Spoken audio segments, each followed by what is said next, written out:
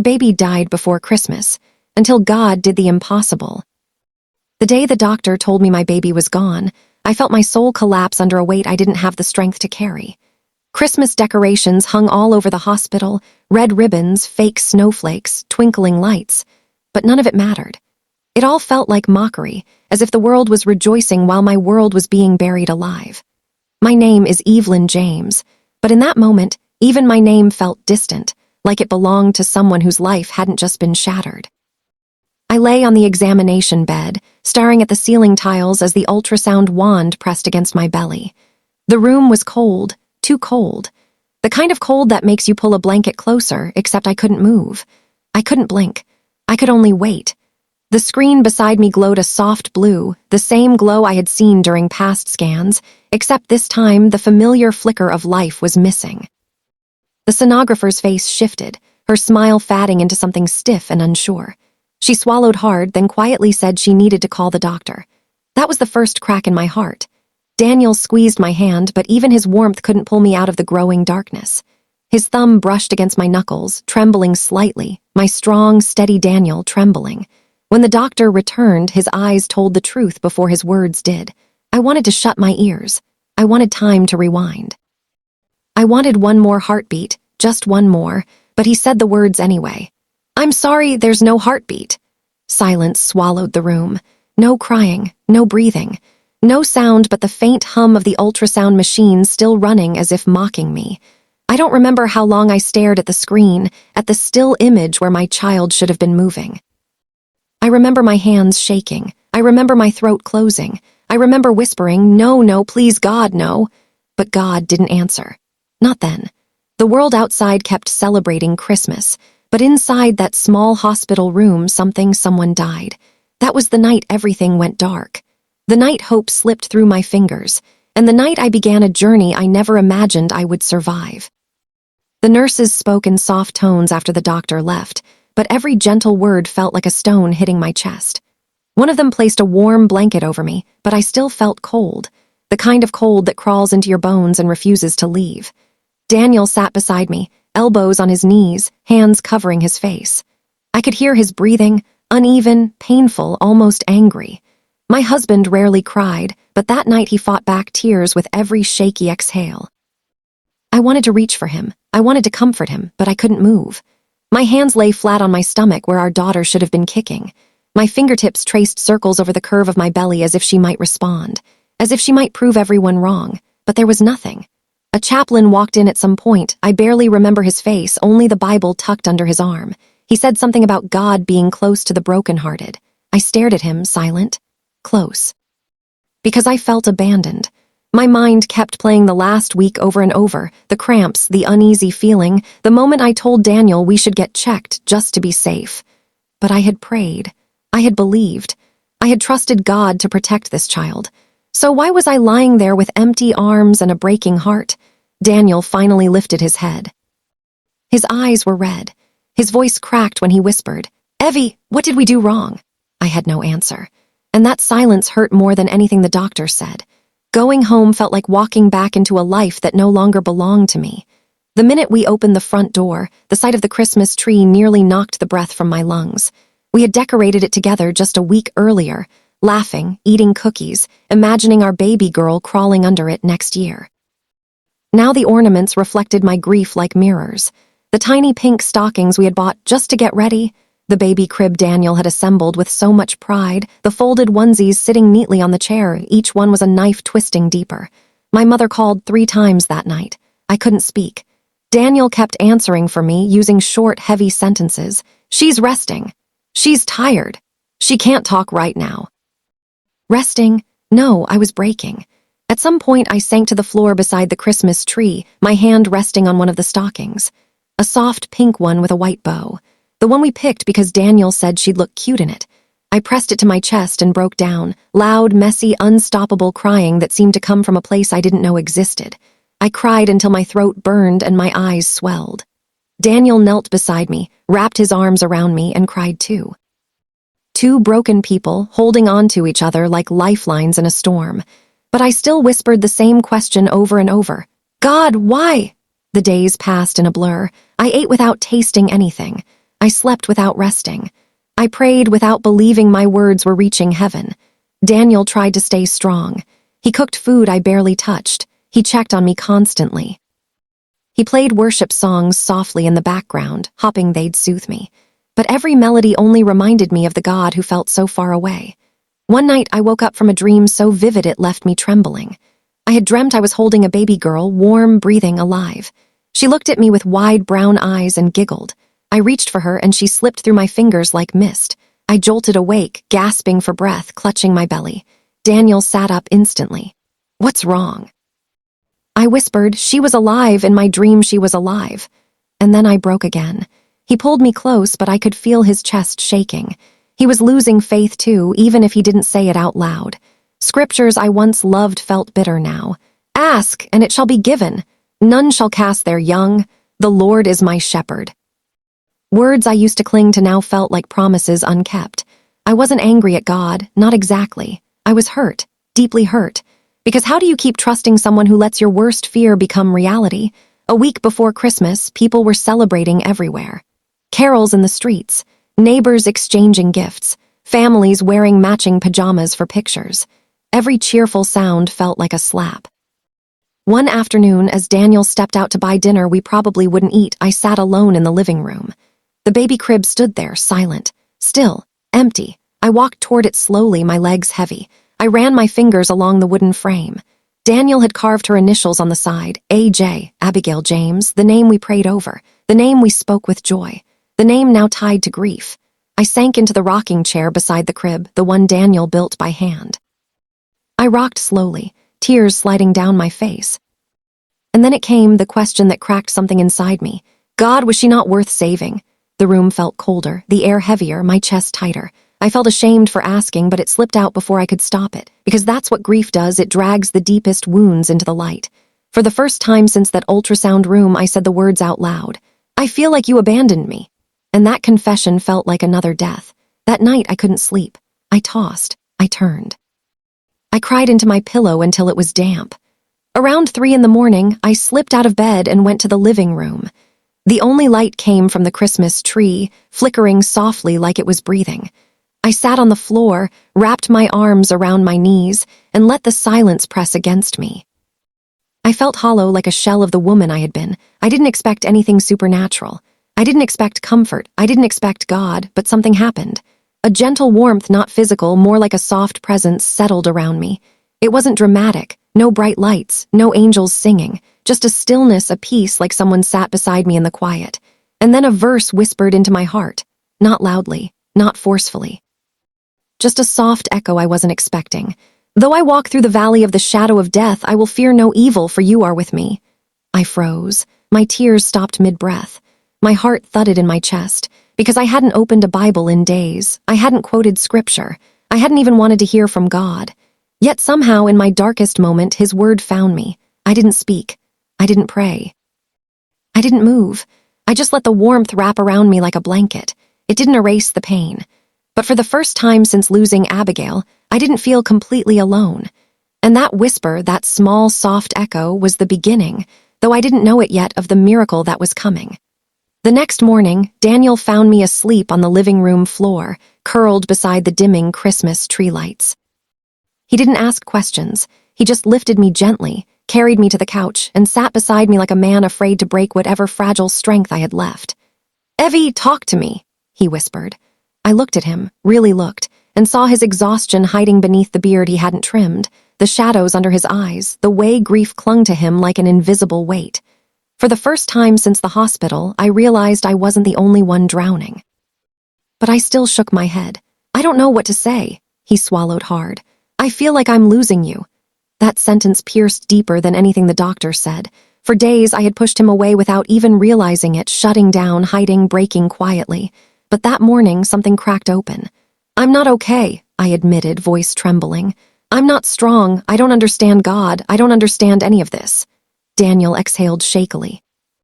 "Neither do I," and just like that, 2 broken confessions met in the living room, surrounded by blinking Christmas lights and unanswered prayers. We didn't hug. We didn't cry. We just sat there, finally honest, finally seen. For the first time since the tragedy, I stopped pretending I was surviving. Later that afternoon, my mother stopped by with food I didn't intend to eat. She hugged me longer than usual, her hands trembling slightly as she pulled back. "Honey," she said softly, "you don't have to be strong, not now." I nodded, but part of me wanted to crawl back into bed and hide from everyone. After she left, I went upstairs to shower. When I returned to the bedroom, I saw an envelope on the nightstand. It wasn't new, just one I had ignored for days. My obstetrician had given it to me at my last checkup, the one before everything fell apart. Inside was a printed prayer card.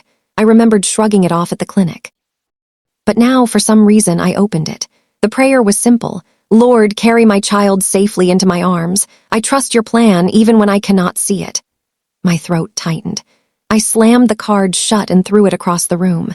Trust his plan? Which plan? The one that ended in silence. The one that ripped my baby from my womb and left me empty. I collapsed onto the bed and cried again, not because the prayer hurt, but because it felt like a cruel reminder of a faith that wasn't working. Grief has a way of magnifying the scriptures you don't want to hear. And that day, I didn't want to hear anything from God. That evening, Daniel suggested we take down the baby crib. I froze. Take it down, erase her space, erase her life.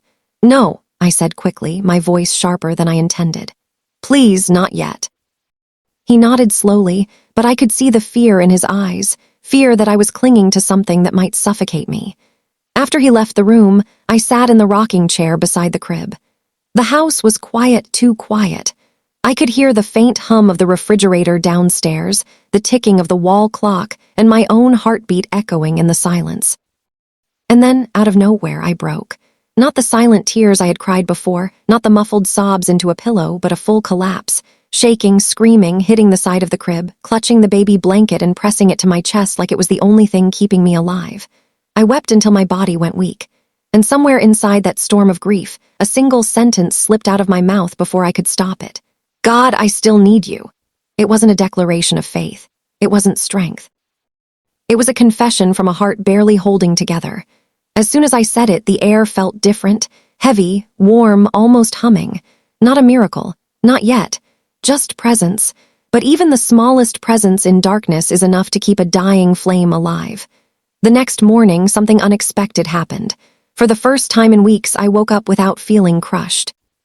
The pain was still there, sharp, raw, but there was also something else, a tiny flicker of strength, a small spark of clarity. I went downstairs and made tea, something I hadn't done since the loss. Daniel walked in, surprised to see me out of bed. "You okay?" he asked gently. "No," I said honestly. "But I'm here." His eyes softened, and for a moment the heaviness between us lifted. Later, I sat by the window where sunlight streamed in, weak but warm. I closed my eyes, feeling it on my face, and whispered, "God, I don't know how to believe right now, but if you're here, I need you." And for the second time in 2 days, that same quiet warmth settled in the room.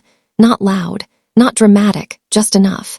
Then a verse rose in my heart, one I hadn't read since childhood. "Weeping may endure for a night, but joy comes in the morning." I didn't believe it fully, but I didn't reject it either. And sometimes, that's how miracles begin, not with sudden faith, but with a heart barely willing to hope again. 3 days before Christmas, I received a text message from an unknown number. I almost ignored it, but something nudged me to open it. It said, "You don't know me, but God placed you on my heart this morning. He told me to tell you, your story is not ending in death." I froze. My hands shook, my breath caught, my heart raced. I read it again, not ending in death. Daniel walked in at that moment and asked, "Who's that from?" I showed him the message without saying a word. He read it, blinked twice, and whispered, "Evie, what does that mean?" I didn't know. I couldn't explain it. All I knew was this. For the first time since losing Abigail, a tiny, fragile, trembling hope began to rise inside me. Something invisible, yet unmistakably divine was shifting. And deep in my spirit, I felt it. God was not done with our story. I stared at that message for hours. "Your story is not ending in death." It repeated in my mind like a gentle echo that refused to fade. I didn't know the sender. I didn't know their story. But I knew the timing, and timing like that wasn't coincidence. That evening, Daniel and I sat quietly on the couch, the Christmas lights glowing softly across the room. He held my hand, his thumb tracing slow circles on my skin. Neither of us spoke for a long time. Finally, Daniel whispered, "Do you believe it?" I hesitated. "Part of me wants to, part of me is scared to." He nodded slowly. "I get it." We sat there, two people suspended between grief and hope, unsure which direction the ground beneath us would tilt. As the night grew deeper, I felt a strange tug in my heart, a gentle pull, like someone was nudging me toward the Bible I had shoved into the back of a drawer. Against my better judgment, I stood, walked to the bedroom, and pulled it out. Dust had settled on it. I wiped it away with my sleeve. When I opened it, my eyes fell instantly on a verse I hadn't marked, hadn't highlighted, hadn't even remembered. I will restore to you the years that the locust has eaten. My breath caught. Restore. What was there left to restore? Yet the words wrapped around my heart like soft hands lifting something broken. Tears filled my eyes, not the heavy, suffocating grief tears, but something lighter, something softer. I whispered, Lord, if you still see me, show me. And for the first time in weeks, I felt courage stir, small, shaky, but real. That night, I had the dream again, but it wasn't like the others, the ones that ended with Abigail slipping away like mist. This time, the dream was different. I was standing in a bright room filled with soft, golden light. In my arms, I held a baby girl. Her tiny hand curled around my finger with surprising strength. Her skin was warm, her breathing steady, her eyes bright. She wasn't fading. She wasn't disappearing. She was real. In the dream, someone stood behind me. I couldn't see his face, but his presence was undeniable. A gentle voice spoke, not aloud, but directly into my spirit. What you lost, I am restoring. I woke up with tears on my cheeks and my heart pounding, not from fear, from something that felt dangerously close to hope. Daniel stirred beside me. Evie, what happened? I sat up, breathless. I had a dream, but this one was different. She was alive. She didn't disappear. Daniel looked at me with something like awe. Do you think God is trying to tell us something? I didn't answer, because deep down I already knew. 2 days before Christmas, Daniel insisted we go back to the hospital. Just to check on you, he said. Your health matters too. I resisted at first. The hospital felt like a graveyard of memories. But something in me, maybe the dream, maybe the message, maybe the quiet whisper in the dark, nudged me to agree. When we arrived, the doctor ran routine tests. I sat on the examination bed, fingers tapping nervously against my thighs. Daniel paced the floor, his steps short and sharp. After a long wait, the doctor walked back in with a strange expression, not sadness, not pity, but disbelief. Mrs. James, he said slowly, I don't know how to explain this, but there's activity we did not expect to see. I frowned. Activity. He pointed to the monitor. Cardiac rhythm, it's faint, but it's there. My ears rang, my vision blurred, my heartbeat thudded in my chest. That's not possible, I whispered, almost afraid of my own voice. The doctor shook his head. Medically, no, but it's there. Daniel grabbed my hand, squeezing so tightly it almost hurt. Evie, this is what the message meant. I stared at the screen, at the faint flicker of life no doctor could explain. My knees weakened, my soul trembled. My heart whispered the one word I hadn't dared to speak. Jesus! We went home in stunned silence. Daniel kept glancing at me every few seconds, as if making sure I was real, as if making sure this was real. I pressed a hand to my stomach, afraid to believe, afraid not to. That night, sleep refused to come. I lay awake, staring at the ceiling, the doctor's words replaying in my mind. Cardiac rhythm, a flicker of life, activity we didn't expect. Around 2 a.m, I got up and walked to the living room. I stood beside the Christmas tree, the air heavy with pine and faint twinkles of light. I placed a hand on my belly and whispered, Abigail, are you still here? And then I felt it. A flutter, not strong, not sharp, but unmistakably real. I gasped, covering my mouth. Another flutter, a tiny movement. A whisper of life from the womb that had been declared empty. My knees gave out. I fell to the floor, sobbing so loudly Daniel rushed in. Evie, what's happening? I grabbed his hand and placed it on my belly. Feel it, please, feel it. At first, nothing, and then the faintest nudge against his palm. His mouth fell open. Tears filled his eyes instantly. Oh my God, Evelyn, she's alive. But in my spirit, another voice spoke, steady, gentle, undeniable. I am the resurrection and the life. Heaven wasn't just close, it was touching us. The next morning, we rushed back to the hospital. This time, fear wasn't dragging us there, hope was pushing us forward. The doctor performed another scan, his eyebrows climbing higher the longer he examined the screen. This, he muttered, this is extraordinary. He turned the monitor toward us, and there she was, Abigail, alive, moving, growing. A heartbeat stronger than the day before. A child declared gone, now undeniably present. The doctor cleared his throat.